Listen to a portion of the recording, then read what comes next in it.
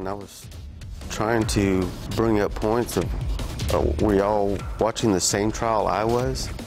Right now, a juror in the Greg Kelly trial questions the conviction he helped hand the judge that day. Plus, a family in mourning. They were just riding around having fun, and this happened. A son and soon-to-be father killed in a suspected drunk driving crash along with his unborn child. Happening right now, a nearly $1 billion bond being talked about for Austin schools. And swarmed by bees, a Texas woman's horrifying experience in her own front yard. The Night Beat starts now. We found an innocent person guilty. Tonight, a KVUE Defenders Austin American Statesman joint exclusive. A juror in the Greg Kelly case speaking publicly for the first time tonight says he is now living with regret. He tells us he initially believed Kelly was innocent, but eventually collapsed under pressure to convict the former football star. Tony Plahetsky sat down with that juror for his only interview. Mike and Quita, that juror asked that we not use his name or show his face. He still lives in the same community as Greg Kelly's family, and he has 2 kids himself at Leander High School, where Kelly was once a football star. He is convinced that a wrongly convicted man, an innocent man, sits in prison tonight, and he hopes that his decision and that of the other jurors to convict Kelly is soon wiped away and that Greg Kelly gets a second chance at freedom. Late into the night, as Greg Kelly stood before the jury awaiting their verdict, 12 jurors went around the room, each telling the courtroom their decision. When they were polling everybody, and I can't remember where I was in the jury. I know I was closest to the people in the seats. Everybody saying guilty, that is my vote, and Ike almost said not guilty, but I didn't. Should have. Their decision paving the way for Kelly to be sentenced to the next 25 years in prison, and for this juror to live a life consumed by regret and second guessing. That first 2 weeks after the trial were the worst. You know, a man goes to work and gets home, wants to have a cold beer. I couldn't do that for 2 weeks.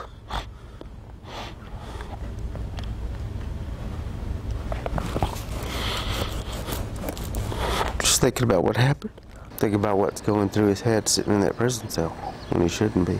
Nobody should have to go through something like that, especially if they're innocent and they know they're innocent. We now know that prosecutors and the Texas Rangers are investigating whether someone else sexually assaulted the 4-year-old boy at this Cedar Park in-home daycare. Kelly was staying there with his best friend while his own parents were seriously ill. Officials say that friend, Jonathan McCarty, is a suspect. Court records filed by Kelly's defense show he has confessed to 2 people and had photographs of nude children on his cell phone. Even though all this that's coming out was never presented to us, you know, I still felt he was innocent. The juror recounted intense jury deliberations that went on for 11 hours and nearly devolved into shouting matches and name-calling, and the pressure inside that room. They were tired. They wanted to go home. I wanted to go home. But I feel as though we were pressured not only by the other jurors, but by the judge to come up with a decision.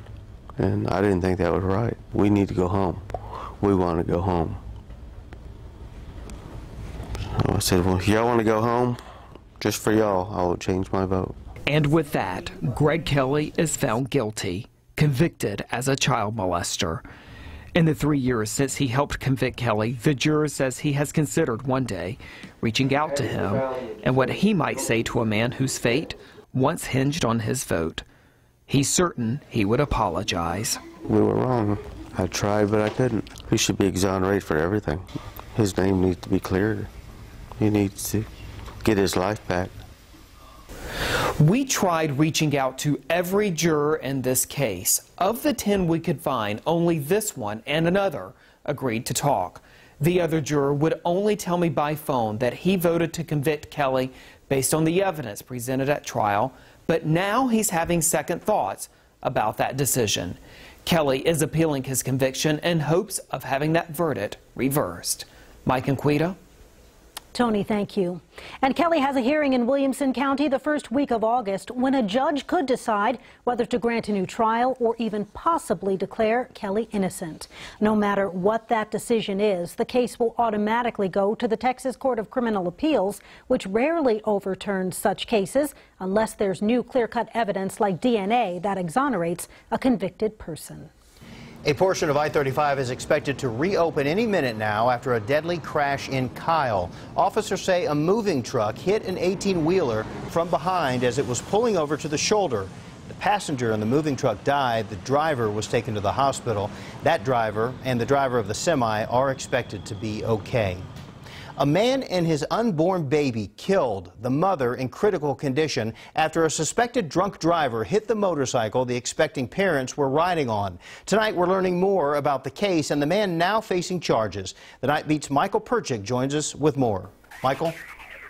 Mike, 38-year-old Cesar Corona Quiterio is being held at the Travis County Jail, facing charges of intoxication manslaughter and intoxication assault. DPS says Quiterio was heading northbound on FM 973 in East Travis County Saturday afternoon when his truck veered into the southbound lanes. It then collided head-on with a motorcycle carrying 28-year-old Raul Diaz and 25-year-old Estefania Soto.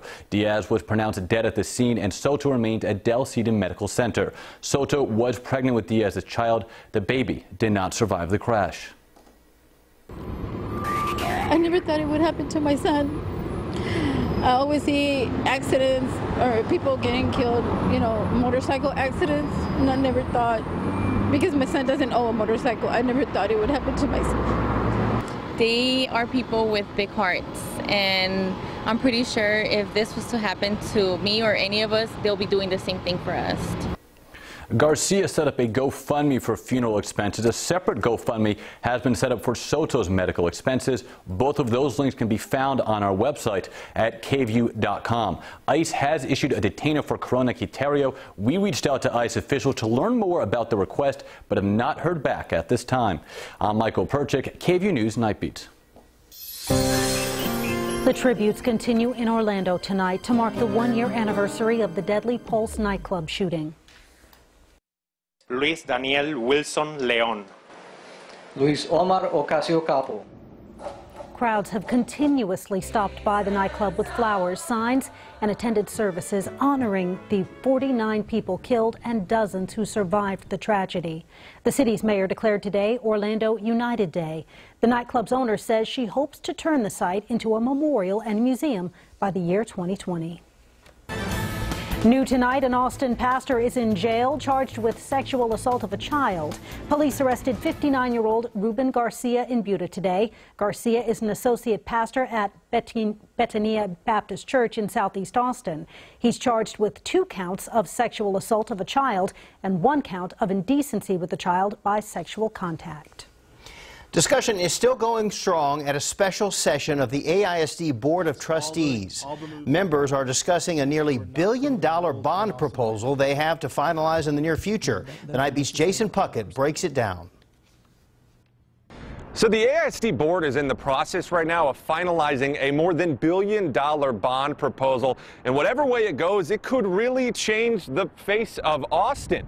Now you, the Austin voter, will get to decide whether this passes or not in November, but let's show you a look at the current plan.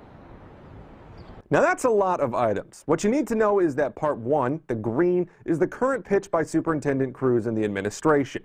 It includes 14 modernized or new schools, a rebuilding of the shuttered Brown Elementary, additions to Bowie High School, and more. Now that all totals just under $1 billion, and that number is going to be important to your wallet. We'll tell you why in just a minute. First, a look at what's not currently included, or about $410 million worth of projects that are currently up in the air. Among them, a move and expansion of Lhasa High School, a new middle school in Northeast Austin, and some revamping of existing schools like Old Anderson High School. And here's why those aren't on the table right now. If you combine all the projects, you hit just under $1.4 billion. And here's where the wallet comes back into play. If they can stay under $1 billion, the tax rate for Austinites won't increase at all. Above it, though, and it could be a not too small increase to your property tax. Now, the board, we're told, will continue trying to finalize this plan and see if they can stay underneath that $1 billion line. If you want to see the full text of their current proposal, head over to our website, KVUE.com. For now, here downtown, I'm Jason Puckett, KVUE News, Night Beat. After vetoing about $120 million worth of items, Governor Greg Abbott signed the state budget into law today. He says it addresses the most pressing challenges facing Texas while keeping state spending below the rate of population growth and inflation. Well, tomorrow all eyes will be on Attorney General Jeff Sessions as he testifies before the Senate Intelligence Committee. He's expected to answer questions about the Russia probe and his role in the firing of FBI Director James Comey, if there is any. Sessions recused himself from the Russia investigation earlier this year amid reports that he met with the Russian ambassador during the campaign. A terrifying experience for a Texas woman swarmed and stung over 100 times by bees. Popular in Paris, a love destination arrives in San Antonio. And the battleship Texas in deep water right now. Crews working overtime to stop it from sinking.